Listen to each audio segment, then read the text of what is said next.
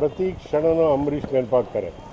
ಅದರೊಳಗಾಗೂ November ಮಾಹೆ ಬಂತು ಅಂದರೆ ಕನ್ನಡ ಮಾಹೆಯಲ್ಲಿ 6 ವರ್ಷದ ಹಿಂದೆ 25ನೇ ತಾರೀಕು ನಾವು ಜನರಲ್ ಬಾಡಿ ಮೀಟಿಂಗ್ಗೆ ಕರೆದಂಥ ಸಂದರ್ಭದಲ್ಲಿ 24ನೇ ತಾರೀಕು ಅವರು ದೇಹತ್ಯಾಗ ಮಾಡಿದ್ರು. ಅದು ಮರೆಯೋಕ್ಕಾಗದಲ್ಲಿರುವಂಥ ಒಂದು ದುರ್ದಿವಸ.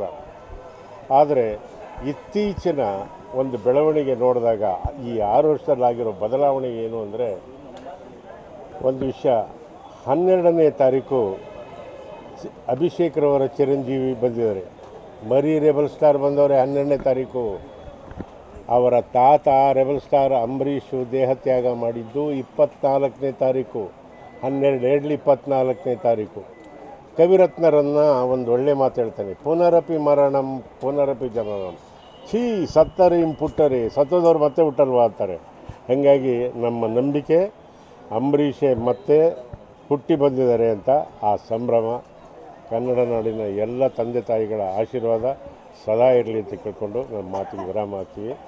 ಜೀವನದಲ್ಲಿ ಒಂದು ಮರೆಯೋಕ್ಕಾಗದಲ್ಲಿರುವಂಥ ವಿಷಯ ಅಂದರೆ, ಕನ್ನಡದ ದಿಗ್ಗಜರು, ಚಿತ್ರರಂಗದ ದಿಗ್ಗಜರು, ಅವನ್ನೆಲ್ಲ ನೋಡಿದ್ವಿ, ಅವ್ರ ಜೊತೆ ಪಾಠ ಮಾಡಿದ್ವಿ ಅನ್ನೋದೇ ಒಂದು ಹೆಗ್ಗಳಿಕೆ. ಒಬ್ಬ ರಾಜ್ಕುಮಾರ್ ಆಗಿರ್ಬೋದು, ವಿಷ್ಣುವರ್ಧನ ಅವರು ಆಗಿರ್ಬೋದು, ಅಂಬರೀಷು, ಶಂಕರ್ನಾಗು. ಧನ್ಯವಾಯಿತು ಭಾಳ ಅಣ್ಣ. ಒಂದು ವಿಶೇಷ ಸಂದರ್ಭ, ಅಂಬರೀಷ್ ಅವರ ಕುಟುಂಬದ 5 ತಲೆಮಾರುಗಳನ್ನು ನೋಡಿರ್ತವ್ರು ಇದ್ರೆ ಅದು ನೀವು ಮಾತ್ರ. ಸಂತೋಷದ ವಿಷಯ ಅಲ್ಲಿಂದ ನಾನು 5 ತಲೆಮಾರು ನೋಡಿದ್ದೇನೆ ಅಂಬರೀಷ್ ಅವ್ರ ಫ್ಯಾಮಿಲಿಯಲ್ಲಿ. ಹೆಂಗೆ ಅಂತ ಕೇಳಬೇಕು. ಪಿಟೀಲ್ ಚೌಡಯ್ಯನವ್ರನ್ನ ನಾನು ನೋಡಿದ್ದೆ, ಮಹಾನ್ ವೀಣಾವಾದಕ. ನಮ್ಮ ಅರಸೀಕೆರೆ ಗಣಪತಿ ಪೆಂಡಾಲಿಗೆ ಬರ್ತಾಯಿದ್ರು. ಅವರ ನಂತರ ಅವರ ಮಗಳು ಪದ್ಮಮ್ಮ, ಅಂದರೆ ನಮ್ಮ ಅಂಬರೀಷ್ ತಾಯಿ, ಹುಚ್ಚೇಗೌಡ್ರ ಹೆಂಡತಿ, ಅಂಬರೀಷನ ತಂದೆ ಹುಚ್ಚೇಗೌಡರು, ಅವ್ರನ್ನ ನೋಡಿದ್ದೆ. ಅವರಾದಮೇಲೆ ಅಂಬರೀಷನ್ನು ನೋಡಿದೆ, ಸುಮಲತನ ನೋಡಿದೆ.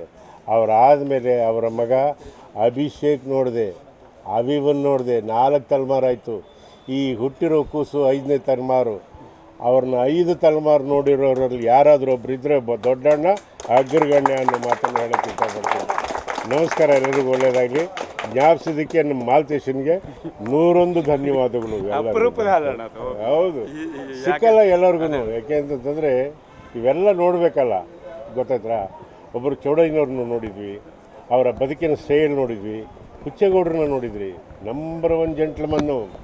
ಅದಾದಮೇಲೆ ಅಂಬರೀಷ ಹೃದಯವಂತ, ಅಭಿಷೇಕು ಅವನು ನೋಡಾಯಿತು, ಈಗ ಪಾಪನೂ ನೋಡ್ತಾಯಿದ್ದೀವಿ ಅಲ್ವಾ. ನಮಸ್ಕಾರ.